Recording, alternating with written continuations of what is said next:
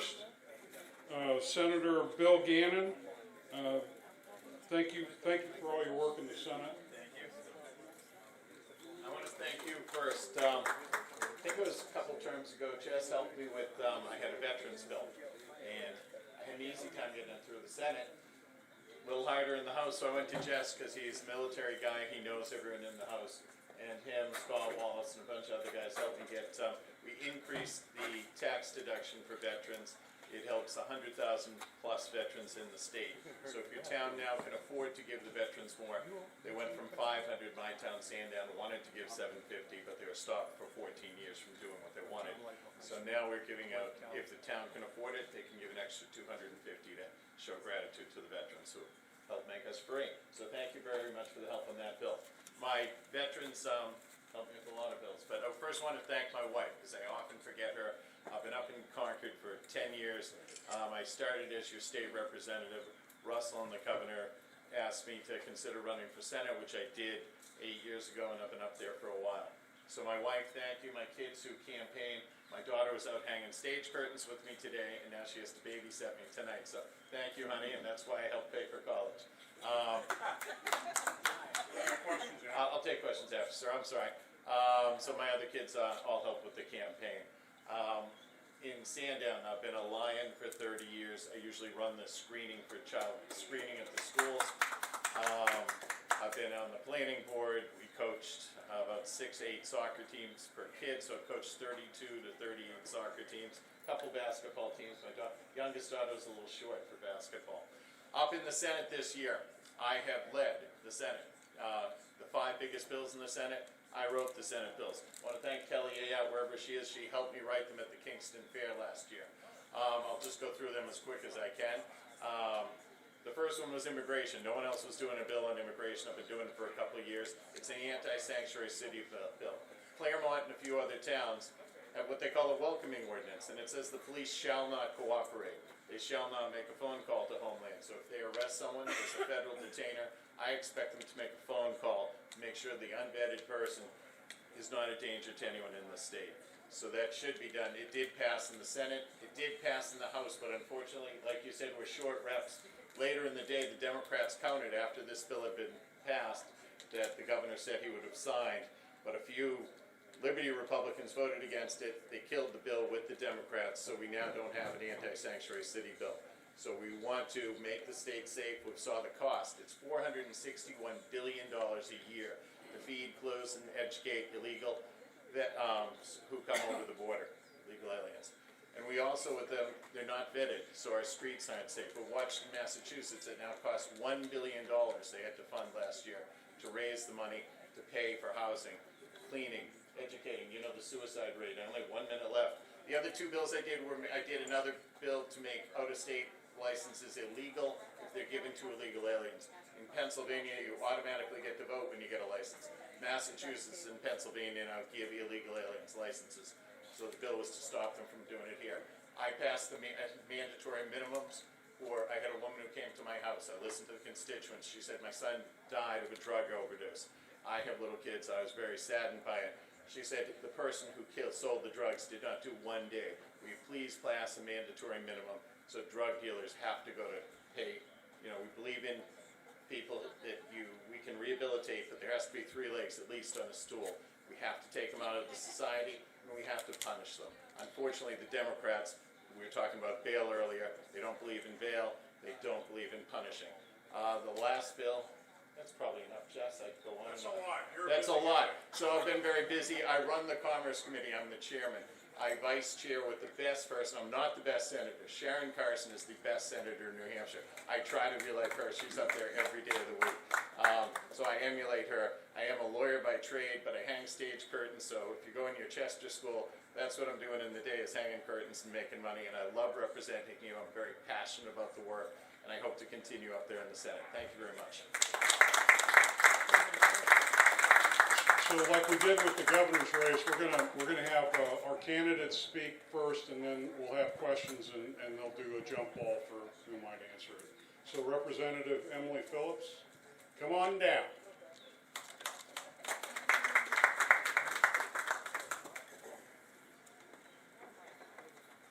Good Good evening, everyone. Thank you for the hostess. The host of this party. This is fantastic. So my name's Representative Emily Phillips. I have a long story to tell you. I'm going to squeeze it into 6 minutes. 5 minutes. Yeah, it's us, yeah. You're stealing my time. So I have 3 children. I live in Fremont. I was on the school board during COVID. It became very clear to me that this was a nonpartisan position until COVID happened, and I was saying maybe we should mask these children.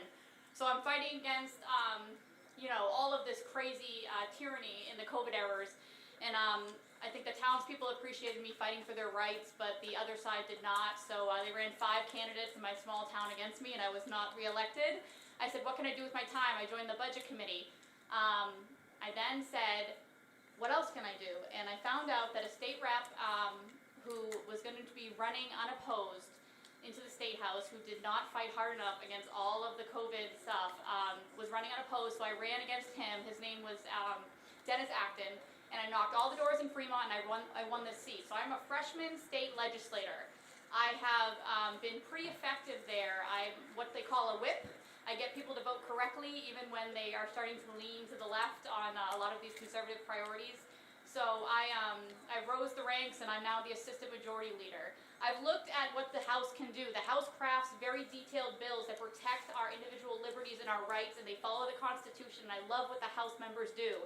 Somehow we pass bills in this very, very tight majority, and they go to the Senate and they die there. They go to sleep via interim study, or they get killed, and we don't know why. What is happening? Well, I believe that our senators are beholden to their next election. They are following what the lobbyists want and the money so that they can be reelected. They are not answering the people.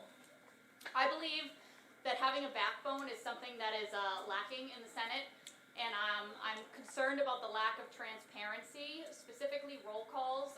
We have no way to rate our senators because a lot of the votes that they take are voice votes, so you as voters do not know what an individual senator has voted on different bills. So we need 2 people to roll call a bill in the Senate, and right now we have about 1 senator ever calling for roll calls. I plan to be the first one to call for roll calls, especially when they affect liberty, the Constitution, or our rights, and what keeps New Hampshire the freest state in our union.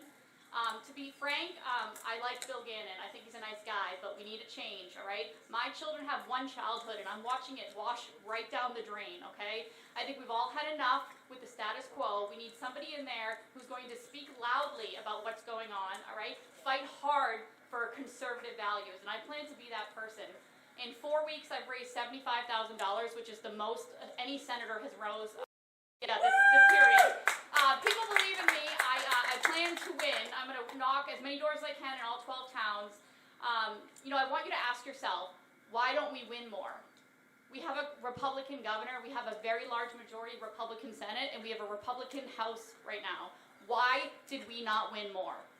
There's something wrong, okay? You need a fighter. You need somebody who's going to speak loudly, scream from the top of your lungs when your rights are being infringed, and they are, okay? There's a reason why when you contact your senator to pass a Republican priority bill, parental rights, school choice, okay, medical freedom, why are they not being passed right now?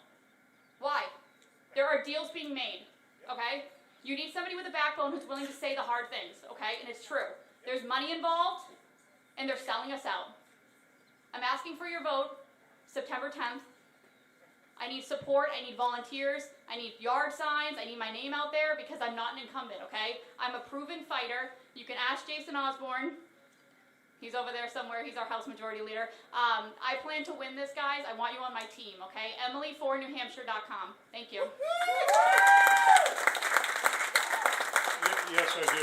Please stay, Senator Gannon, if you're ready. Is there anyone who has not let me know yet that they're running? They're here and they're running for New Hampshire Senate from Chester. I'm not seeing any. So at this point, we can take questions and we'll do like we did. It'll be a jump ball a little bit. Sir, Al, I think earlier you wanted to ask a question. Do you want to ask it now? I can bring you a mic. No, that's all right. I'm a Vietnam veteran. I've lived in Chester since 2020. I'm a retired airline captain. I moved up here to experience freedom. I love it. I never look back. The question I have, when I first came here, they gave us a $500 discount. It was my understanding set from the state, okay? I went along with it. My taxes were probably only $2,800 back then. Now my taxes are in excess of 12 grand. I think what you need to do on that is factor it in as a percentage and not as a dollar value. Because as the curve has gone up on taxes, my benefit has gotten lower and lower. So therefore, if you want to raise the taxes and do that, then take care of the veterans that provided this freedom and parallel it with a 10%.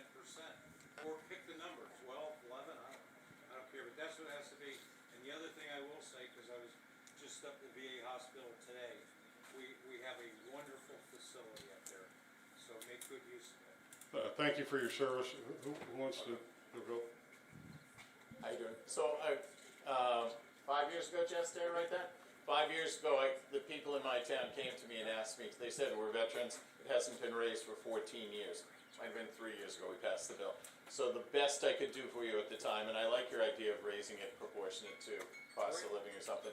So the best I could pass at the time was a $250, and I left it to the towns. Some towns can't afford it. They have a ton of veterans.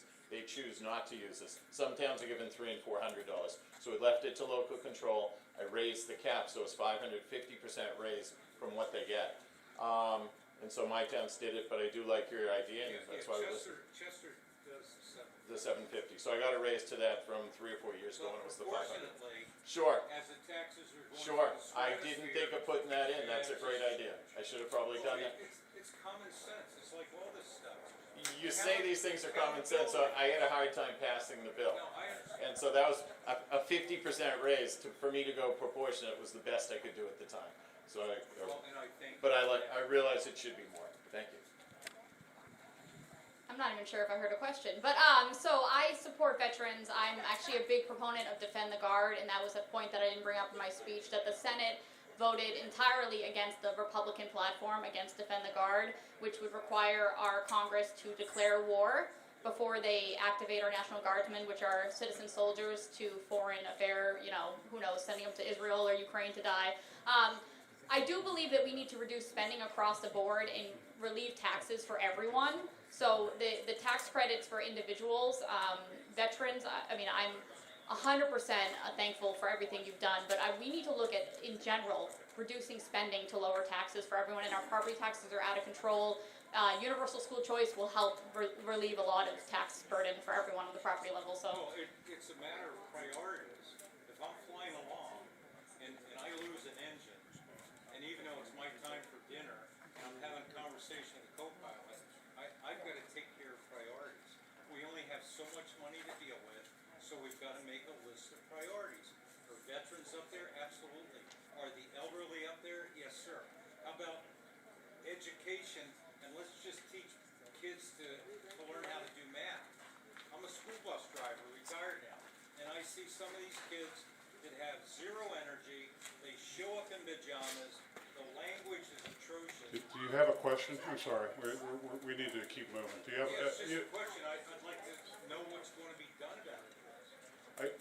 We don't need a lot of talk. We need action, action, action. I agree. I think we all agree. We need to do all on the better, same page, but we guys. need a majority to do it. We need the right people elected. That's why we're doing this tonight. You figure out who the right people are. You send them up there, and you give us a really strong House majority, and we'll deliver. Give us a good governor, and we'll own it. We'll do it. But thank you for your service again. That's why we're here, to deal with that. Okay. Thank you. Thank you both. So. I have a question. Okay. So Representative Perez, right? I have a question. So I'm a freshman. I work very hard. I have a good rating with everybody as far as my bills, as far as. Representative Perez from Londonderry. From Londonderry. Do you have a question? I do, sir. Hi, Representative Perez from Londonderry, freshman, running again, have a primary. Emily sat behind me and she does whip people if she sees you pushing the wrong button. What are you doing that for? We need this bill, we need this. My biggest concern, much like a lot of the freshman reps and reps, is we did pass a lot of things in the House, that were killed in the Senate. We did have senators that voted against things that were very, very, very important. And I want to know how you think you can change that. Okay, so since we're talking change first, Representative Phillips, how would you change the Senate? I will be the change you wish to see in the world. Keith Murphy is a great guy. He's very liberty oriented. He's got a backbone. I plan to be his backup, or at least lead the charge on bringing things out into a more transparent mode. Everything that happens in the Senate session is predetermined in caucus the night before. Okay, there's no real debate happening there. It's all games. Okay, so let's just make sure that the people can see what's happening, and that includes just transparency. You would be surprised if you roll called every bill how people are voting. You would see that our Republicans are not voting the Republican way. So that's the number one thing. Right now we're 14 to 10. If we keep the same, and we have two people roll calling things, or if we lose a seat, I could be like the individual with the most power because I can require people to vote out in the open. I'm not going to take deals. I'm very extroverted. I have a backbone. I have a lot of courage in this little body, and I plan to use it. So please, I think you know what a difference I will make, and I'm pretty influential. I can really get along with Abbas and Innes and Avard. I think I can really whip them into being more conservative senators, honestly. So, Representative Gannon, do you buy the premise? You're Gannon, right? You're still Senator Gannon. Okay, sorry. Do you buy into the premise that the Senate needs to change, and if so, in what way? No, I don't. The Senate is very transparent. It may appear not to be. You may not think that, Representative. So when I'm out there, I'm there to fight for girls playing in sports. I have three daughters. I don't want them playing against boys. I have the most conservative agenda in the Senate. What you guys misrepresent is we have a couple of reps who are in purple districts. They can't vote as red as I do. And I'll tell you why, they won't get elected in Bedford and some of these other. So then we won't have a majority. So do I vote differently? No, I don't. I vote exactly the same as I always do. I'm the most conservative vote in the Senate. But when I have a senator who will lose, they're in a very purple district, I don't call them out every single time because we won't have the majority of 14. There are one or two senators who vote because they have to, and I don't call them out and embarrass them in front on a vote. So I'm for 500% on education freedom accounts. All the things Emily talks about, I'm already doing. But if there is a state senator who will lose an election if we call them out, because they're in a purple district and they can't win, they can't vote as conservatively as Emily and I. So I may not call a roll call to embarrass them, because I'm a realist and I know I want the majority in the Senate. You know exactly how, everyone knows exactly how every senator is. There's no hidden vote, but I'm not going to embarrass someone and have them lose an election and then have 12-12. I vote the most conservative of any senator there. I vote for the people every time, but you're asking me to embarrass someone else who has to run in a different election. So you're not a realist. You're going to we'll lose Senate seats. If that's what you want, if you want a 12-12 tie or less or more Democrats, that's what you'd be getting. Thank you very much.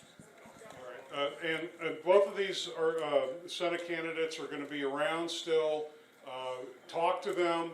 Make New Hampshire work by talking to your local candidates, and make your own decision to get you ready for September 10th. So thank you. Could we have a round of applause for? It's not easy to run for Senate. I appreciate both their efforts. So next up